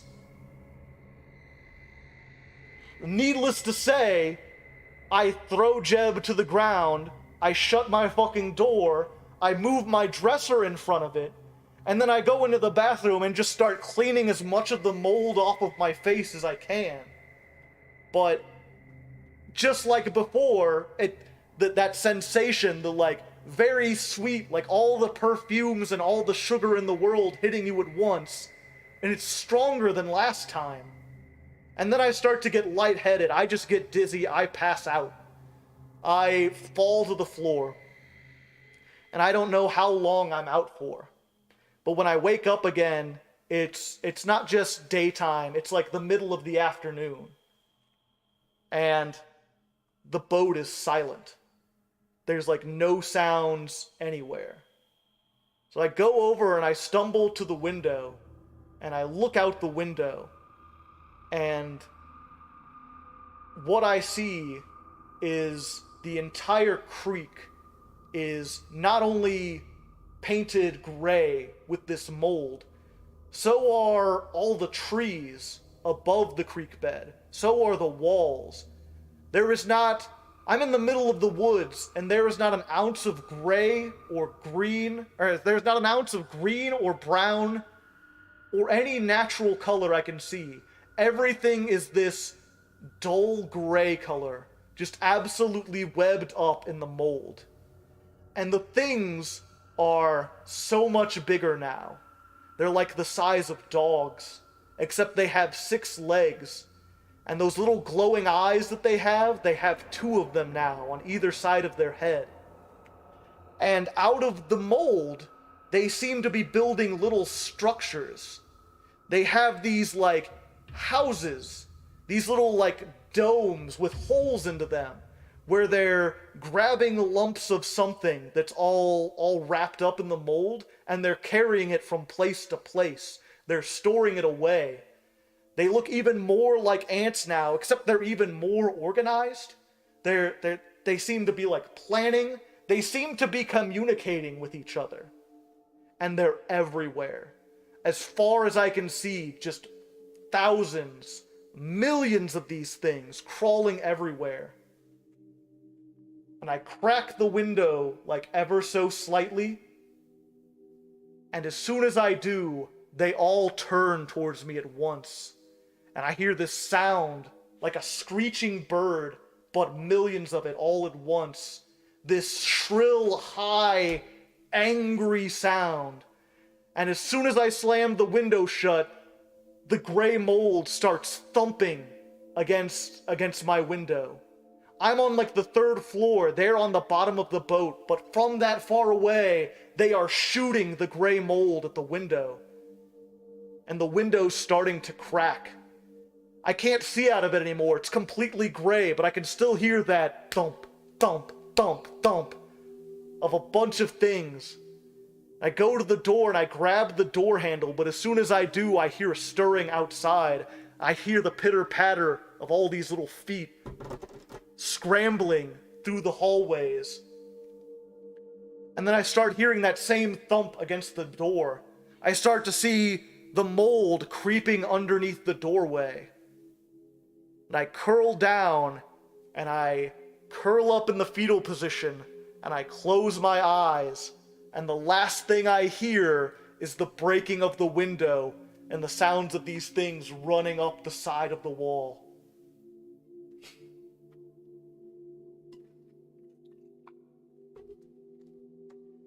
And in real life, the shattering of the window is what broke me up. Top of the afternoon, yes. Yeah, so the sound of the window woke me up from this dream. And, this nightmare, rather. And to say I was creeped out would be an understatement. You know, again, usually I've had nightmares before. They're always kind of creepy.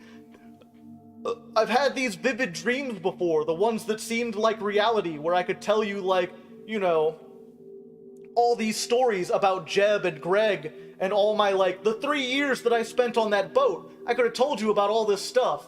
It was like that real. It felt like it had been an actual 3 years. Joe, you're dreaming now. Please wake up. So there was already this shock of like, wait, I'm not 45. Wait, I'm 30. I'm 34 again. I'm still living in my house. I'm still a YouTuber. But then also just this fear, like, I went to the windows and I looked out the windows to make sure there was nothing out there. I put on some pants and a shirt and I went outside and I studied the grass to make sure there was nothing in there that looked like a blueberry. Like, just profoundly unsettling. And it took almost an hour for my brain to, like, catch up. And in the meanwhile, I went to my laptop and I sat down and I immediately started writing all this down. Do you sleep for 45 hours at a time? No.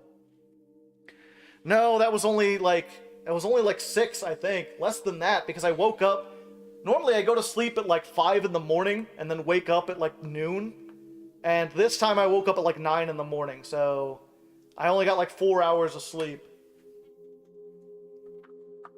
So I sat and I wrote, and again, because I was writing everything down and because the most pressing details were the horror story aspect of it, I didn't write down stuff like who was president in my dream, or like future events, or what happened to cause me to be living on a derelict boat.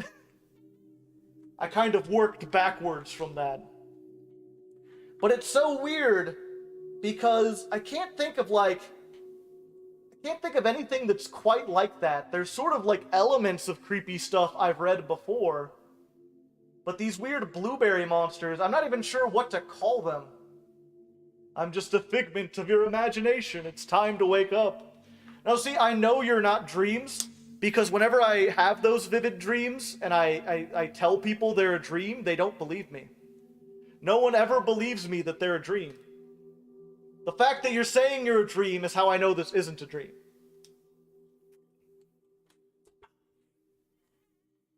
Did you still do Chaos Draft for the fun of it? And no. If you missed the beginning, I was, in the dream, I was, 53? And YouTube had been shut down like a decade earlier. And I had gotten like other jobs. I had been involved in some other stuff. And YouTube was just one of those like, ah yes, I used to be a YouTuber, you know. Funny time, a weird time in my life during my late 20s, early 30s. Can we get Greg for the Chaos Draft? Yeah. But yeah. So that was my thing. Do you think that would make an interesting story? I know Ojama FTK was like, that seems like it. I don't think it could fit a whole book, but I think it would make for a nice short story. The boat was the Chaos Raft. Dun dun dun! Dun dun dun dun dun.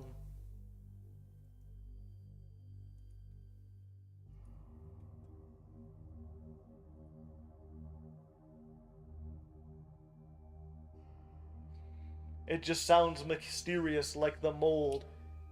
Yeah, it's like, I don't want to call it like moldy. I don't know, that would be a hell of a name for a story, right? Like, dude, have you read Moldy Blueberries? It doesn't sound like it's a thing. It doesn't sound like a horror story. But then again, some of the best ones don't sometimes. Filled with other weird dreams, perhaps. I don't have enough nightmares for that to work, I don't think. I only really have 2 nightmares that I remember, and the other one's not really a nightmare, it was just weird and trippy. Yeah, since you have Lime in the name, it makes more people call you Lime.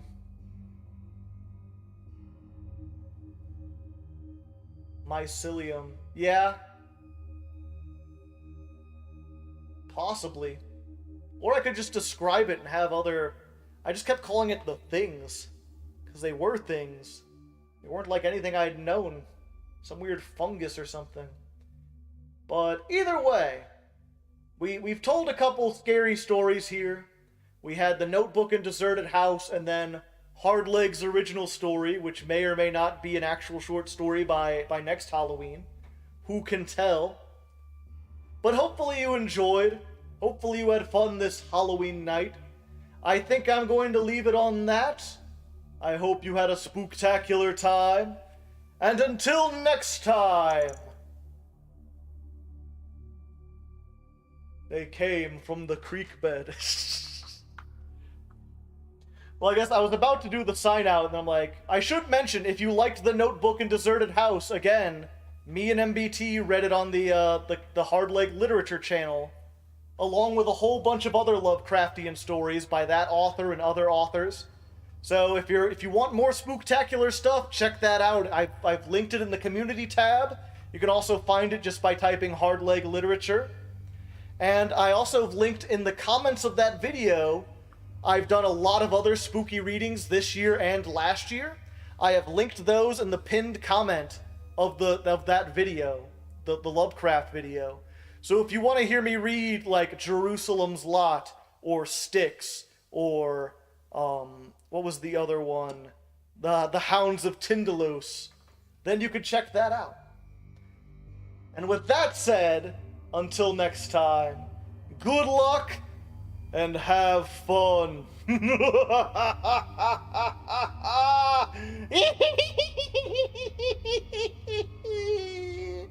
Happy Halloween!